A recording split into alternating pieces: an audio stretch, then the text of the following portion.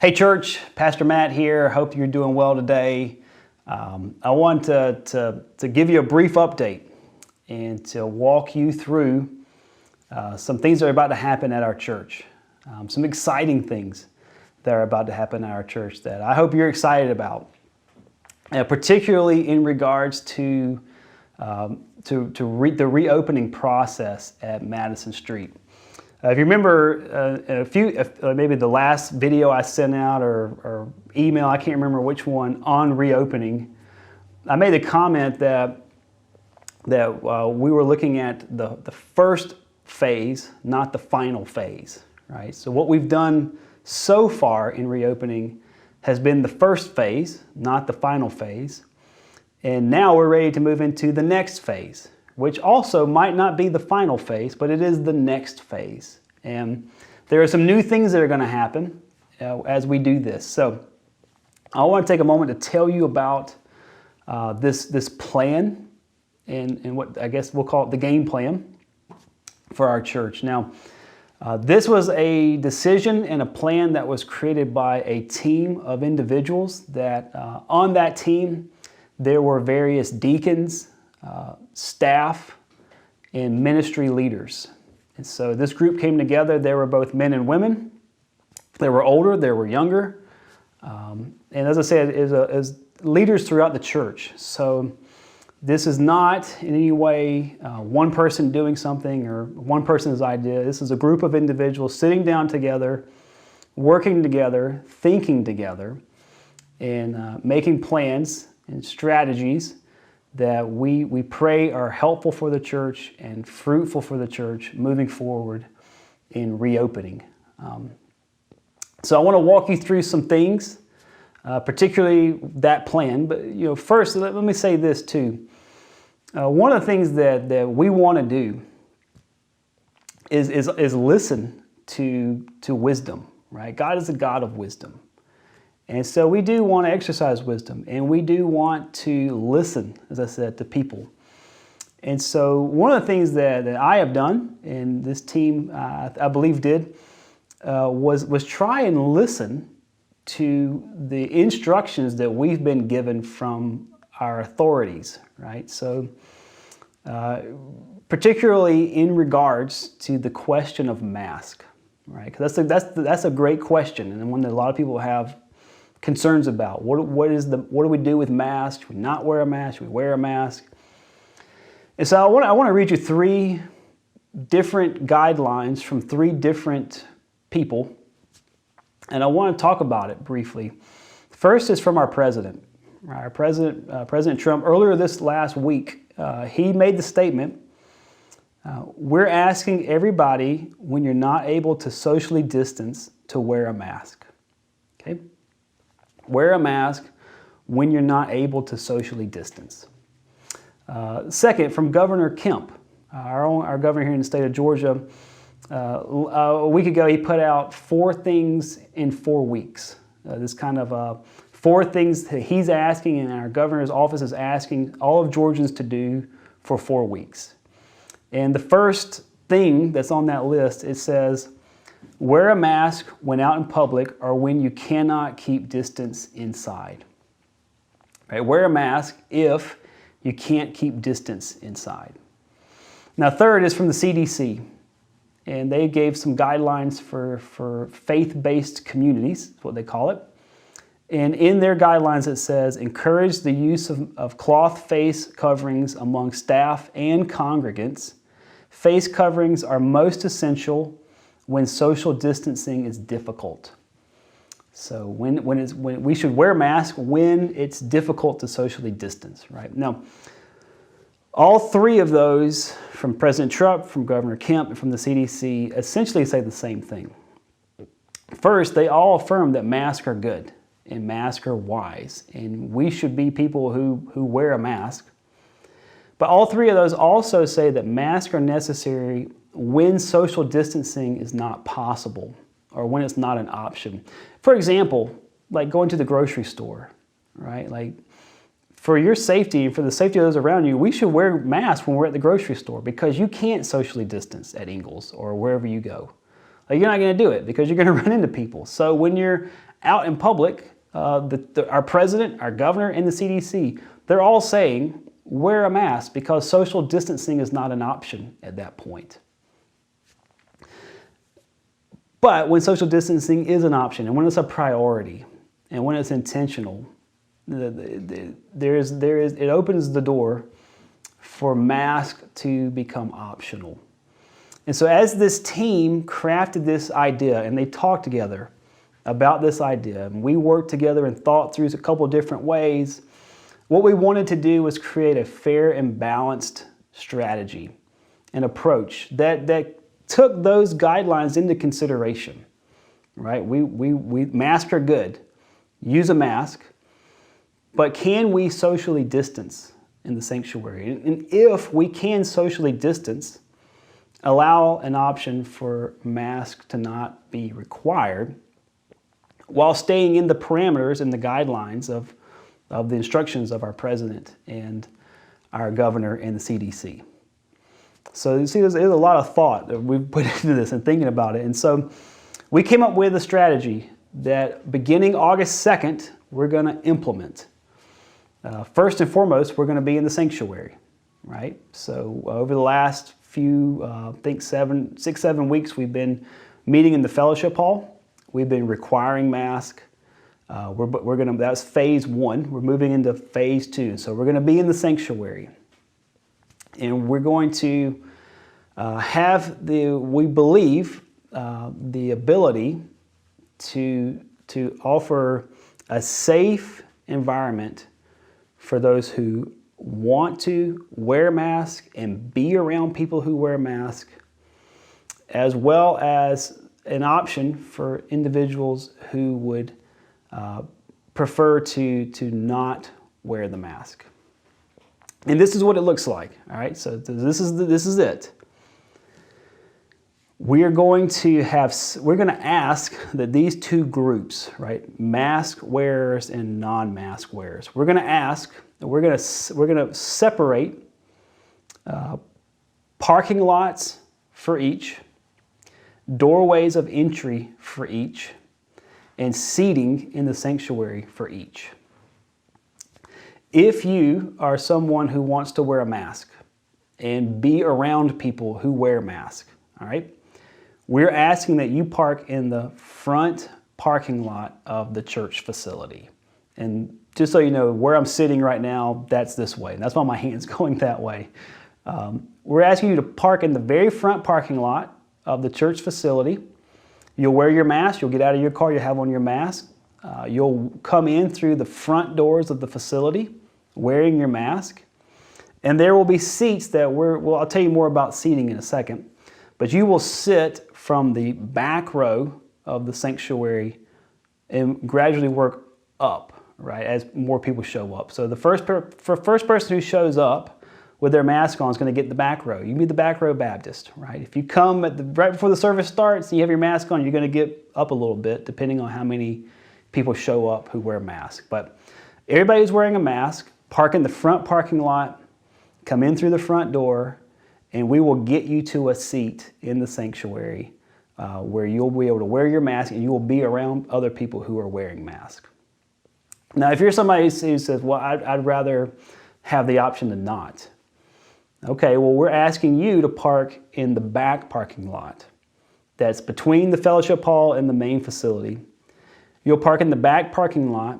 You'll come in through the back door, and you'll enter into the sanctuary through some of the doors in the front of the sanctuary.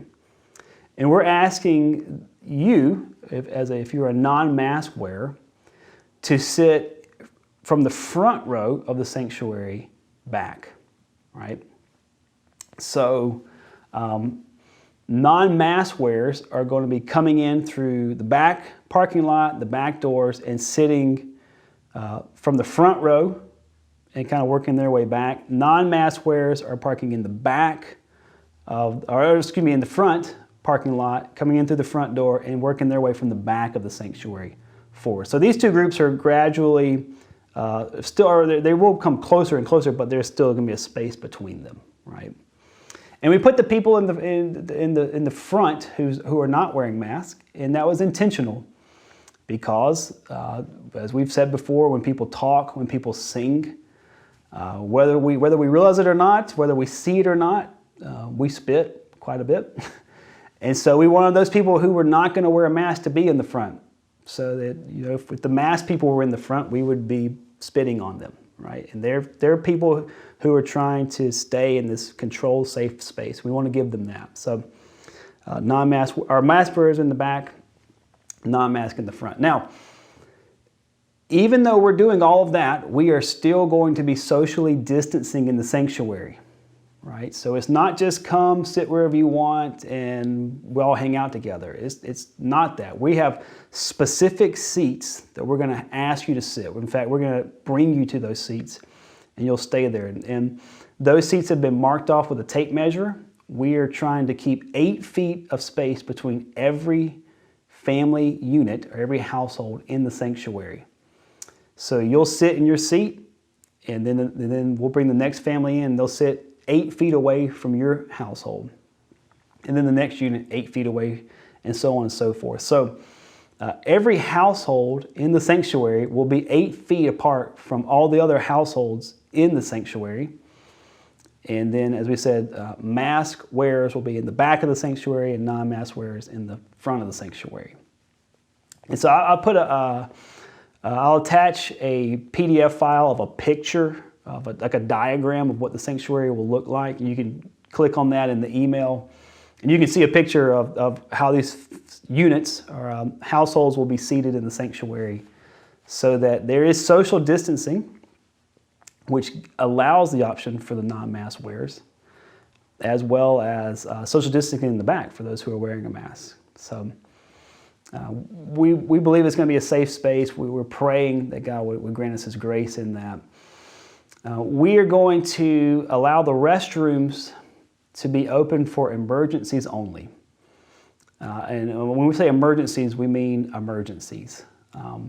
We're only coming onto our campus for an hour, if that. Sometimes it'll be shorter than that, if I can learn how to preach a little bit quicker.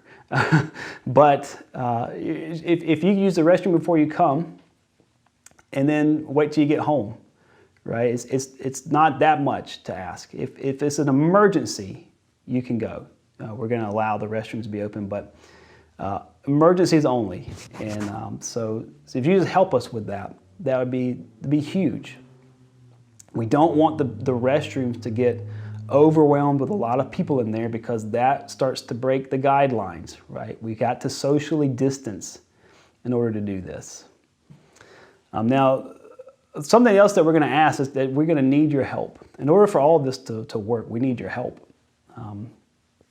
I've talked to many of my friends who are pastors, and I've asked them, particularly the ones who have made the non-mask an option, and what are the challenges they're facing? And overwhelming, the number one thing I hear from my friends in ministry is it is completely challenging to keep the household units separated, right? So before the service starts, rather than staying in their seat, these families are going to talk to one another, right? And rightfully so. Like, we missed each other. We haven't seen each other in a while, and we want to talk to each other, right? But what happens is we start to huddle up, and when we start to huddle up, we start to break the CDC guidelines. We start to break Governor Kemp's guidelines. We start to break President Trump's guidelines.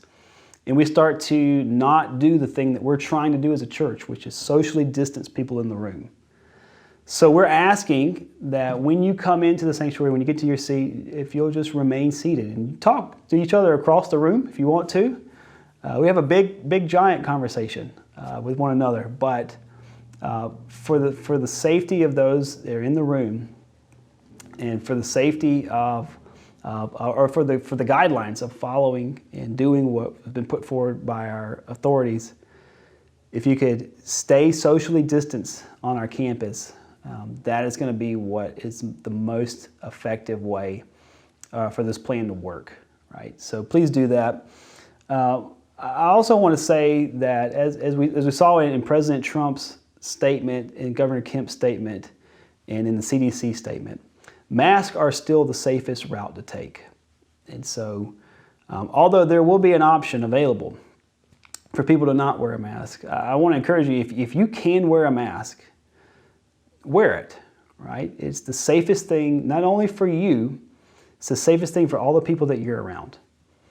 Remember, the primary reason that we're asked to wear a mask is so that we can protect other people from ourselves. So it's not just to protect myself, it's to protect those I'm around. So the absolute safest thing you can do is to wear a mask. And if you can do that, I would encourage you to do it. If you can't, like I say, there's an option available, and you'll be able to sit and not wear a mask and socially distanced, and we believe it'll be fruitful and effective. The last thing that I want you to be aware of with this is for our help, it'll help us out if we know who's coming. On the diagram that you'll see that I sent out with the seating chart, we can really fit about 18 total households in the sanctuary with this plan. It is possible we could stretch it to about 20, but 18 households is roughly what we can accomplish. And if it gets to be more than that, we have to think through what would we do next. We don't know yet. We have a second service, or we could move some chairs around and stuff, but the point is, it will help us out if we know who's coming ahead of time. So please call the church office and leave us a message.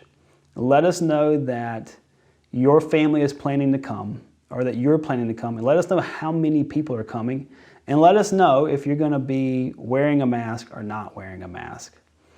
And as we have that data collected, we can be better prepared to serve you, to serve your family, and to serve our church.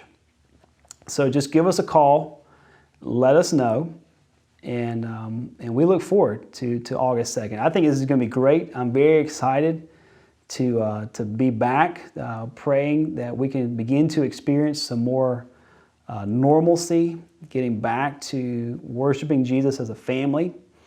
I look forward to seeing people and to, like I say, just enjoying Christ together. This all starts August 2nd, so in just a few weeks, or probably by the time you watch this, maybe that week. I want to thank the team again for coming up with this plan. If you have any questions, if this didn't make any sense, you're like, I don't even know what he's talking about, shoot me an email to our church, or once again, call the church office and say, hey, I need more explanation. We'll do anything we can to help explain it. And know that we'll have some people here to serve and to help you get to where you need to be on those days. But I want to thank the team once again, everybody who participated in coming up with this plan. And we're looking forward to getting started again. So thanks again, and I hope you have a great day.